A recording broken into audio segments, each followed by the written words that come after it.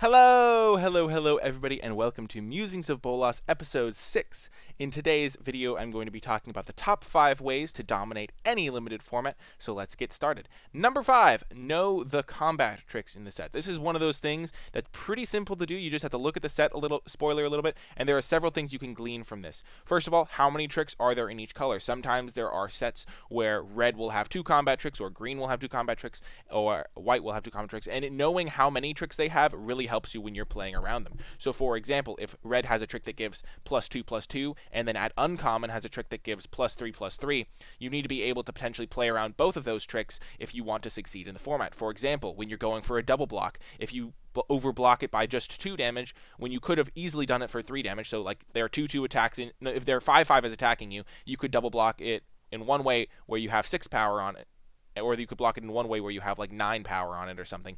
You can just adjust the way you block based on whether there's different tricks you can be playing around.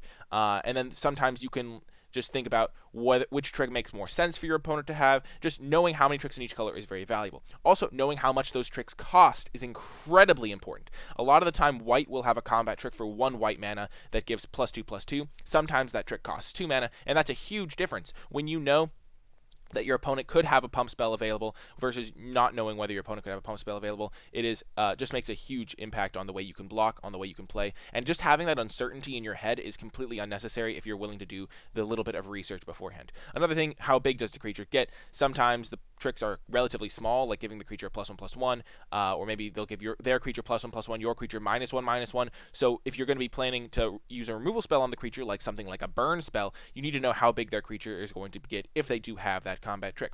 Another thing to know about the combat trick is, does it kill you out of nowhere? A lot of the time this will have to do with a double strike combat trick, something like Uncaged Fury, and that way you can like think, well, I'm about to win this game, I'm going to win on the crackback no matter what, I should just block this creature because there is one potential trick in the format that can kill me. Just knowing that in your head will save you a lot of trouble. Another thing like that is sometimes inspired charge type effects, effects that give a bunch of creatures +2/+1 or +2/+0 or that type of thing is something that you should always be keeping in mind. Like, well, they're making this weird attack, what could they have? It's probably that mass pump spell, and then you can play around that and get better blocks. And then finally, do any tricks give evasion? This one's a really key one. If you have like something with like a reach creature and there's a combat trick like Mighty Leap in the format that gives +2/+2 in flying, then you might consider like holding back your reach creature if they do have only 1 guy on board instead of just holding back a couple of ground blockers. So basically knowing whether the trick can give evasion can be incredibly useful as well. So that is point number 5. Moving on to point number 4.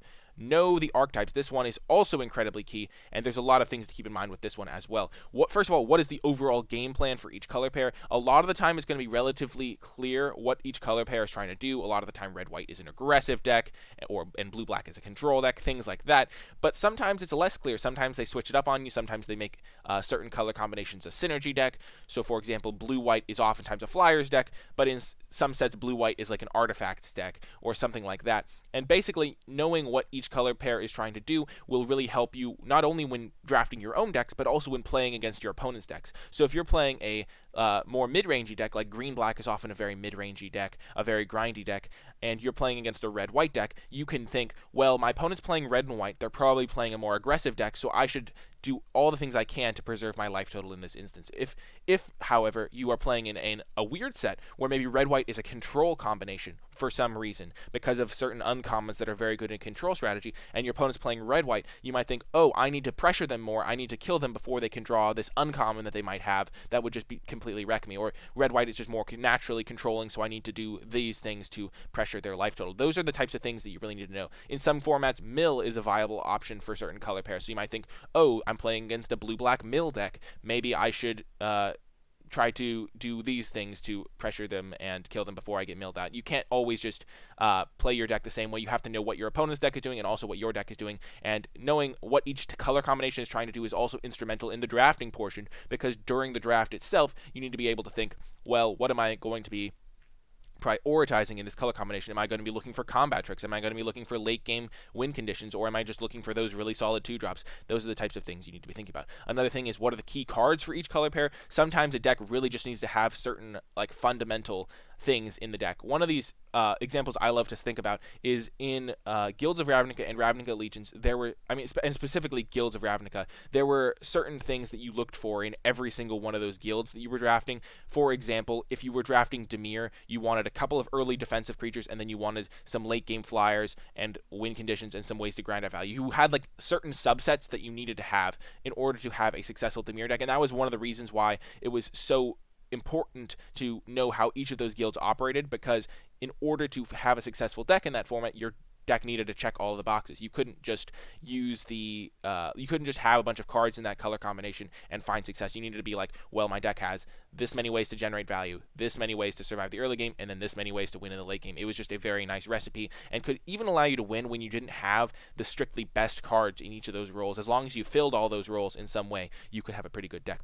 Another thing to note in the archetypes is which color pairs are the weakest and which color pairs are the strongest, because that can affect how you draft. For example, if the red-white deck is the best deck in the format, then perhaps drafting the blue-black control deck becomes a little bit worse. This will be covered a little bit later in one of the other things I discuss in this guide, but basically knowing the color pairs and which ones are the best and the worst is also just very important during the drafting portion, because it helps you determine your picks. If all of the white decks are quite weak, as we currently have been seeing in recent sets, then maybe prioritizing cards that move you into different colors is more optimal. And then the final point with the archetypes is, are there any niche archetypes? This is one that's actually a huge level up a lot of the time, because sometimes those niche archetypes are the most important ones, and the ones that you can gain the biggest edge on the competition with when you know that they exist. What do I mean by niche archetype? Well, I mean things like the Slitherblade deck from Amonkhet, where you could just play a bunch of Slitherblades and then equip them up and then just win with the Slitherblades before your opponent could block, because your opponent couldn't block them. Sometimes there's a 5-color green deck where you play all of the mana fixing and then just play all the most powerful cards.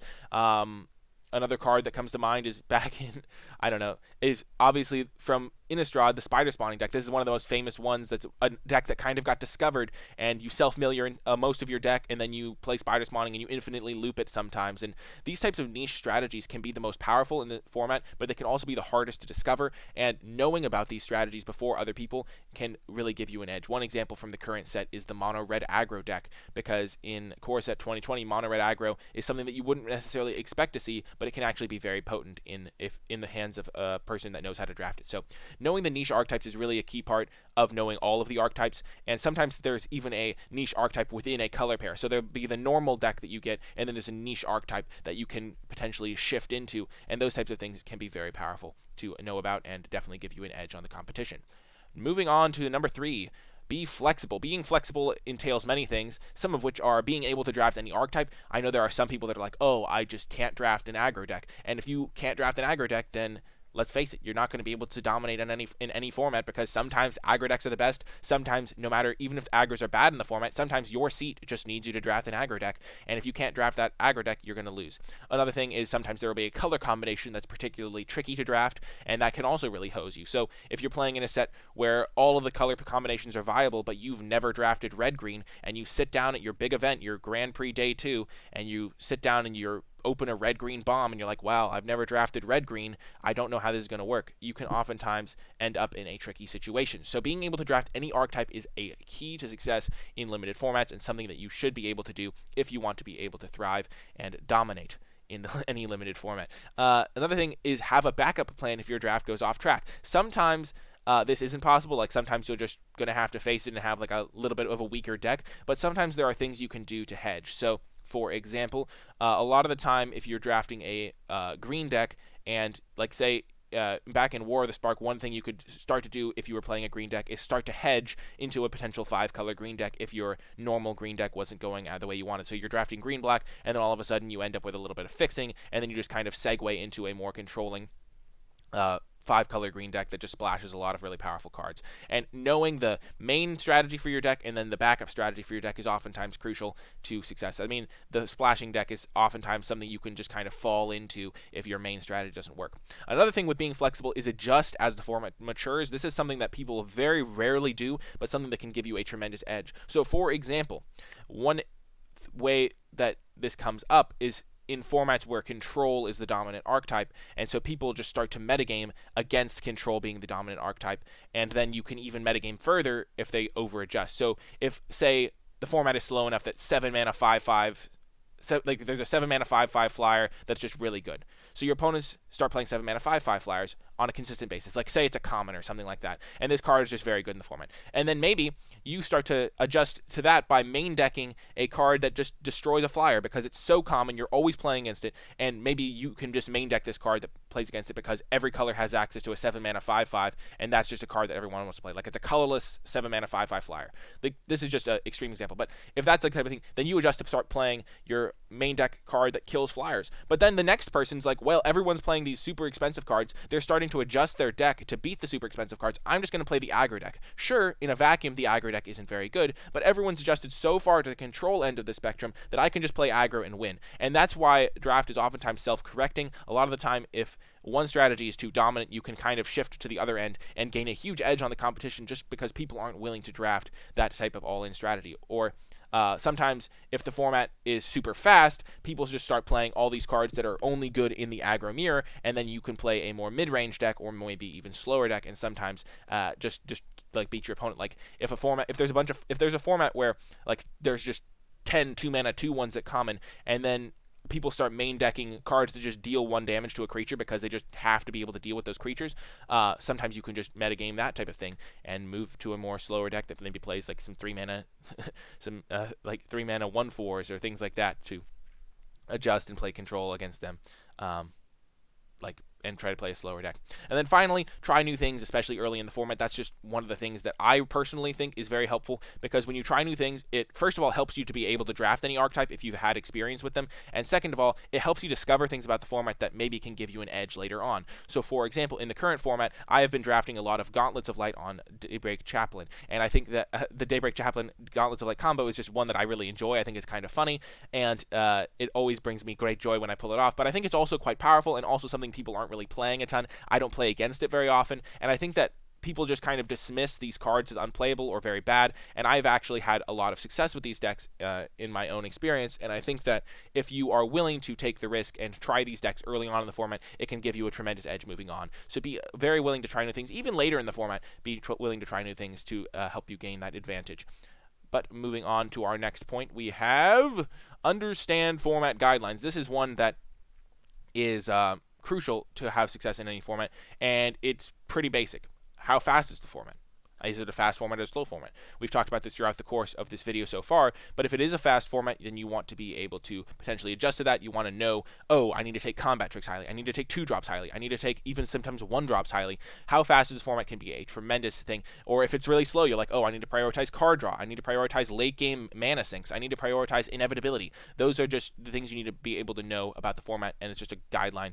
Another thing is, how good is the fixing? If I open a off-color bomb rare in pack 2, am I going to be able to splash it? Sometimes the answer is no. Sometimes the answer is yes. Sometimes the correct answer is, oh, I'll just play straight up 3 colors. Or sometimes the answer is, I'll like shift colors and maybe get there, but maybe not, and it's a risk that I'll have to take. It just really can change the way you make picks. It can change the way you do draft.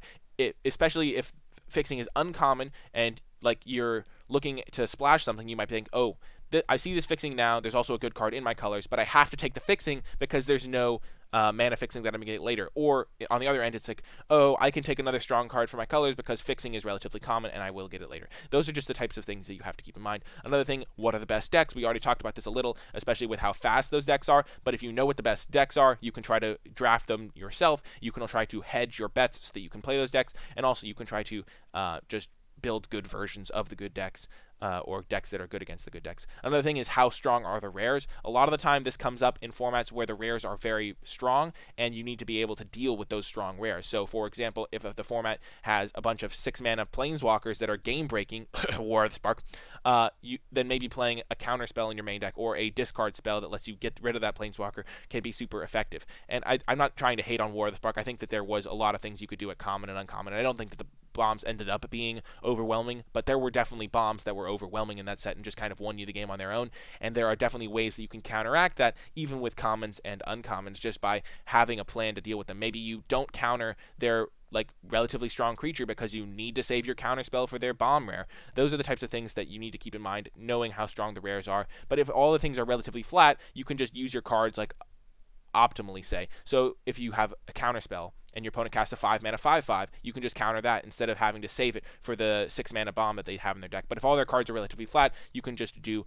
things like on curve and more effectively a lot of the time. And then finally, is there a set theme like artifacts, guilds, enchantments, etc.? There is a lot of the time going to be a theme in the set that makes cards go up or down in value pretty wildly. A lot of the time, this theme is +1/+1 counters or things like that, where if in a normal set a card wouldn't be good, but in this set in particular, it has a lot of potential. This oftentimes comes up with artifact sets, where in an artifact set, a card that kills an artifact or enchantment becomes a main deckable card that you're happy to play, but in other sets, it's not going to be. So back in Kaladesh, you were pretty fine playing a card that killed an artifact or enchantment in the main deck because there were a lot of artifacts that you could kill, and it was reliably going to have targets in that set. But in a different set, like in Core Set 2020, you're not going to just main deck Natural End a lot of the time, which is 3 mana, destroy an artifact or enchantment, gain 3 life, because there's just even though it can hit targets in the main deck, a lot of the time it's more effective as a sideboard card once you know that there are targets to hit. And now, moving on to the number one tip, the best way to dominate in any limited format, practice your fundamentals. It's not as exciting as it sounds, but it is definitely the best way to just get better and win in any limited format. And what does practicing your fundamentals entail? Practicing your fundamentals is having a plan, knowing what, having a plan is just a key part of having success in limited. Know whether you're going to have late game inevitability, know whether you want to kill your opponent fast, know what you're trying to do in any particular situation. This type of thing just really adds up over the course of a draft, over the course of a match, and if you're able to have a plan at all points in a match, you're going to do better than your opponents. Another thing, tap your mana correctly. There's no excuse for bad mana tapping. It's just oh, I just tapped my lands bad and now I'm going to lose the match because of it. Or even if you don't lose because of it, you could sometimes lose because of it. Like if you tap out of red and you have a +3/+2 in your deck that for red mana, like you have an Infuriate, then you could just lose the game because you messed that up. A lot of the time when you're casting a card draw spell, you should just think, what could I draw into? Do I have any double colored cards to think about? Another thing is, if you're sequencing your lands on your early turns and you have a double white card in your deck, there's no reason not to play your plains on turn 1 instead of your mountain if you have all the lands you need, but you just don't have that card in your hand. You need to be thinking about these things, and it can really make a difference in your matches. Especially on Arena, you need to be thinking about this even more because it'll auto-tap your lands sometimes, and you need to be aware of the fact that you should be representing things. You should be keeping stuff up. If you're holding up a red mana the entire game, your opponent's much more likely to think you have a shock than if one of your turns you randomly just tap out of red for no reason. Especially in certain formats, there will be times where you could represent something, or you could just not represent something. So you can either hold up a blue mana, or you can hold up a black mana. And in black, there's a combat trick for one black mana, and in blue, there's nothing. So if you hold up black mana, you actually actively increase your win percentage because you're actually representing having a combat trick and making your opponent think about it and maybe play suboptimally around that combat trick. Or maybe not even suboptimally, maybe it's just correct for them to play around that combat trick. But if you hold up blue mana, you don't do that to them. So you just need to be thinking about tapping your mana. And I know this has been a bit of a deep dive on mana tapping, but it is something that is really no excuse to mess up, and it's something that I have messed up before, and I'm sure everyone has messed this up, and it's something that you should definitely be thinking about. Another thing, sequence your turns with intentionality. If you have ever had a turn where you're like, wow, I could have played that so much better, really the solution is to pause right after your draw step, think about your hand what do I have going on? What should I be doing on this turn? How can I actively increase my chances of winning on this turn? And by doing that, you give yourself a nice advantage. You give yourself a lot more, you give yourself also more satisfaction at the end of the game. You're like, well, every turn I thought about what I was going to do. I thought about how that helped my game plan, and I ended up playing the game pretty close to the way I wanted to play it. And a lot of the time, by sequencing your turns better, you can just do better overall. Sometimes people just draw a card, cast their spell that they were going to cast the previous turn, and then realize, oh, I could have cast this other spell, or I could have made this other plan. After your draw step, take a brief moment, think about what you're going to do, and then move from there. It's just really going to help you out and make you more likely to win your matches. Another thing, play around cards consistently. This is a double entendre in a way because, first of all, it means just actively look for ways you can play around cards. If your opponent has been attacking you as if they had a +3/+3 combat trick the entire game, then play around that trick the entire game. It doesn't, if you can, it's not like the card is leaving their hand until they cast it. So if on turn 2, if on turn 3 your opponent attacks their 2/2 into your 3/3, and you just say, it seems like they probably have this combat trick, and you don't block, and then later on they make the exact same attack, and you do block, and then they use their combat trick, you're just kind of wrecked yourself. You knew they had that card in their hand, and you still didn't play around it. A lot of the time, if you can put a card in your opponent's hand and then consistently play around it, you can gain a huge advantage. The other way, of course, consistently means from game to game, from match to match. Think about what your opponents could have. This also goes back a little bit to knowing what combat tricks are in the set and knowing how the format guidelines.